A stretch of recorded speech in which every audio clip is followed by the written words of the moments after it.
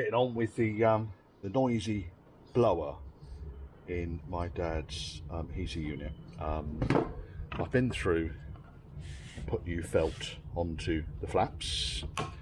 I've cleaned up the felt, goes on the zigzag kind of spins on its kind of axis. You don't have to generally replace this stuff, nor do you generally have to replace the little kind of foam sound deadening thing. These things literally just stop the flaps from rattling when they open and close. And then I thought I'd have a go then at the motor, because the motor squeals like a little piggy, but not all the time.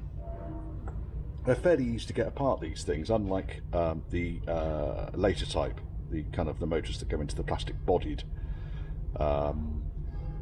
heater units. They're generally, I generally find that they're non-serviceable. But all I do is just kind of put a few dots here and there so I know the orientation of everything. I've got the base plate here for the brushes. You can see the brushes, there's plenty of meat left on those. I'm inclined to leave those exactly as they are. They can go straight back in. There's the springs that holds the brush base plate down onto the body. Now be aware that on the top end of the shaft here there's a load of little shims, and there'll be more shims at the bottom here at this end. So when you pull the armature out, and you can do that at this point, it's going to have magnets on it, so it will resist. Let's get these washers off as well. Everything's magnetic. You can take these bolts right out. These bolts just secure the two halves of the casing. I'll make life a little bit easier. Right, here comes the armature, and it's right out. So there's a shim on here as well. Oh, two. So just be careful with these shims that you don't lose them. So I'm going to leave that where it is. Now, there's a big bush right in the bottom there, and there's a big bush right in the top there. Now they're just brass bushes, but what happens is they dry out, and when they dry out, that's when all the squealing starts. It's easy enough to fix. It really is. So all I'll do, I'll have a quick wipe around inside the casing.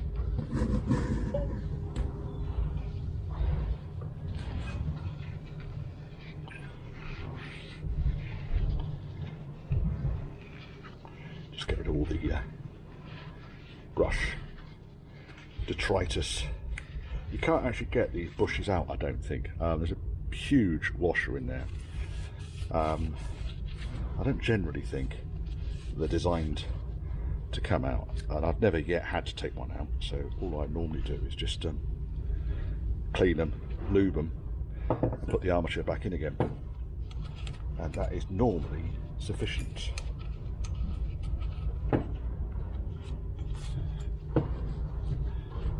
So I don't normally need much more than that.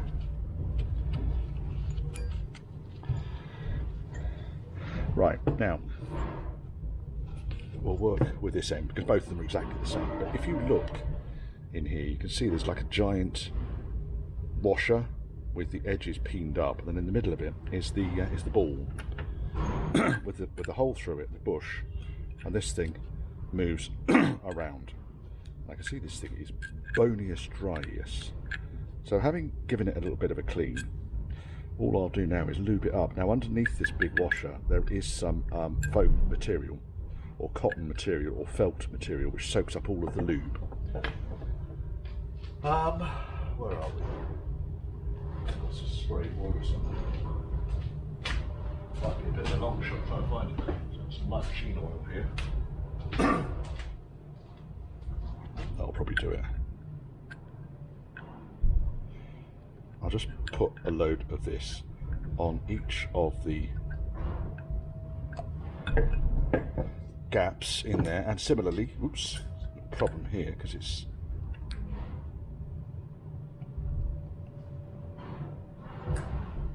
getting nearly busted. I'll wipe the excess up once it's all gone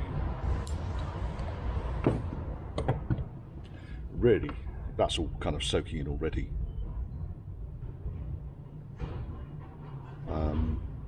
It does look like there's little clips on the edge here, so I probably could extract this washer, but I don't see any reason why I'd need to. So I'm going to leave it. I've got some silicone here. I'll probably do the trick.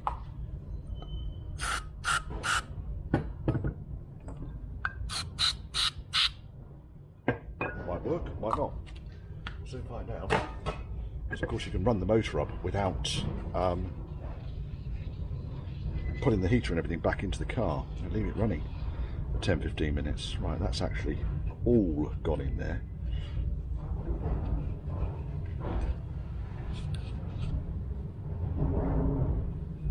Is it moving around any easier?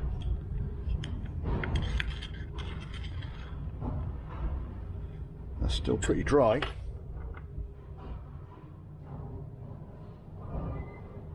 I think we'll go with the machine oil, because at least I can direct it in there then.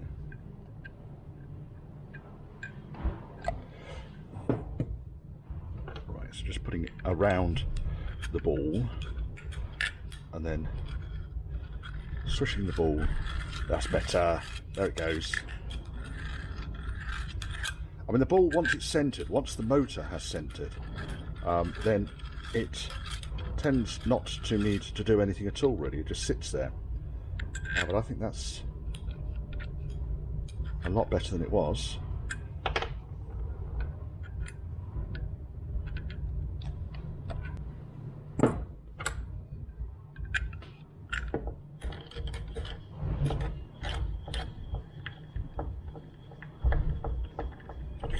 There we are, no need to battle with it. That's nicely lubed up now. All I really need to do is just wipe away the excess. That half will be ready for reassembly.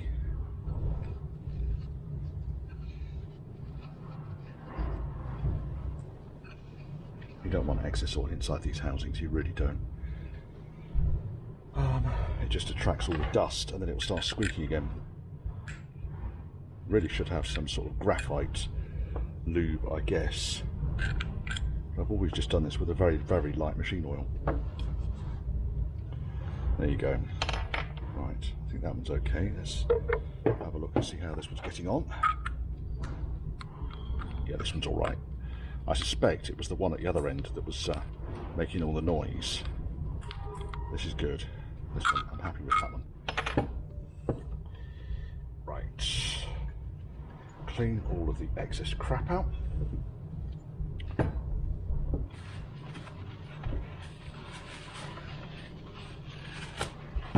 Bum, bum, bum, bum, bum, bum.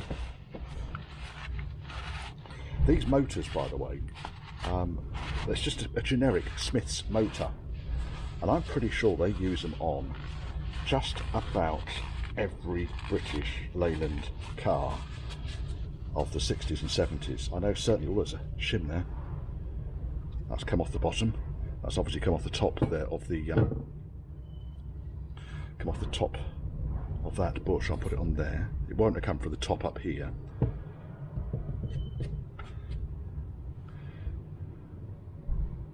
So I know that things like MGBs have these motors. Now the other thing I'm noticing on here is there's a bit of a ridge here as well. That's probably where the ring clips on, but what I'll do is I'll just get some light M&E paper.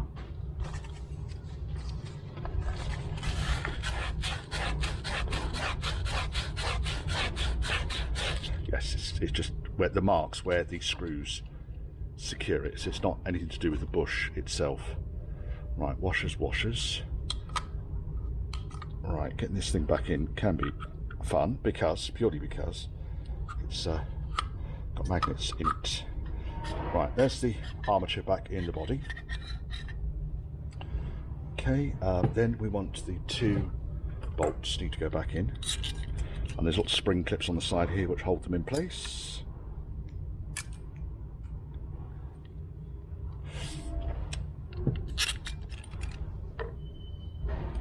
Like that. Let's push it up there. There we are. Like that. The armature can spin independently of them. Don't worry about the armature touching the sides yet, that's what the top bush is for. 2 washers go on to there and there. Now, what's the actual commutator like? I think it's alright actually. There wasn't any real issue with this thing prior to taking it apart from it squealing. I'm not going to bother doing anything with that. Then I've got the brush plate. So the brush plate then goes on, and all you need to do is pull the brushes back, push it down to the commutator ring like that. Okay. 2 springs, boing and boing, and then the top cover. Now we're all lubed up, we're all happy with that. Where's my dot? There's my dot, and there's my dot. So I know it goes on this way round. Just wiggle him together.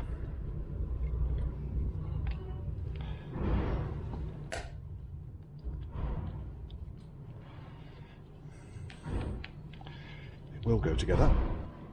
Sometimes they're a little bit on the tight side, unless what's happened here is the... Ah, right, okay. What I might need to do here, because the brush at the top is stopping it going in, just pull it apart again. Problem when you pull it apart is everything comes apart with it. It's a contact ring, the fucking lot. It sort of went. So what I need is that bush to line up onto the shaft. So what I might need to do here,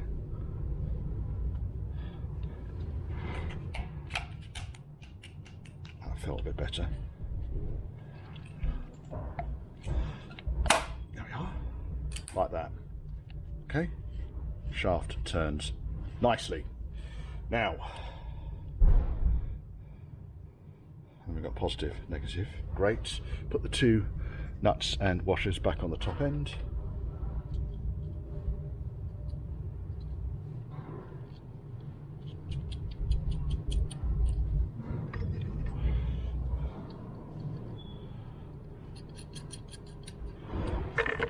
The usual trusty 5/16 socket to nip them up. There we go, check it spins. Got a nice feel to it. Nice solid feel. Right, now, get a battery and test it. So we need 2 wires, because you've got the 2 spade terminals. And on this one, I think that the top, put it back into this housing now. So this is the mounting that mounts it onto. This part is unique to the Range Rover heater unit. That all goes back in there again, but I don't really need to do that right now. If that's that way round, that will be negative. Okay. Just trying to figure out which way round I need to wire it. Here we go. Cut the wires. Positive wire, I've just stuck a fuse on it. Because believe it or not, when you overload a battery, the battery goes bang. And I've got an earth wire and I've got a fused wire. So I'll just need to trim this back a little bit. There we go, that'll do. Right, does it work? Oh yes, it does.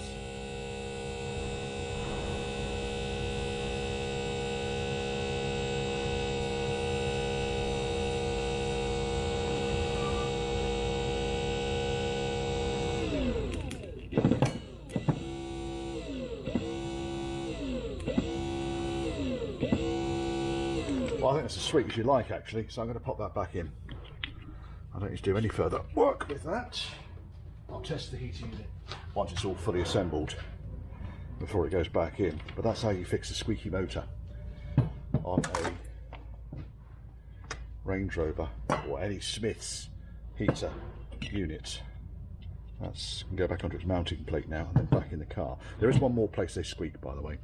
So let me put this back together and I'll show you the last place where they do squeak. On this device, which is actually the blower fan, it's attached onto the motor using a couple of 3/32 grub screws, for which I have got the tool here somewhere. But basically, inside this unit here is a nylon bush, and again, there's another one of those nasty kind of like ball things that just allows the motor to spin freely. I'm fairly sure the squeak on this one was the brush at the top end of the motor, but it'd be churlish not to lubricate this up before it all goes back together again. For this one, I will use a silicone spray. Just get it in there and just lubricate it all around that ball and my coffee. And there's one more of these joints, and that is on the outside plate. On the passenger side, there's another one of those balls. Now, you just undo the two nuts on that. You can actually access that one without taking the motor out, which is nice. I've done that one already. So, and it carried on squealing like a little piggy. So that then now goes on there, but I can't finish that until I know exactly how far in this needs to go. Right, I hope that's helpful.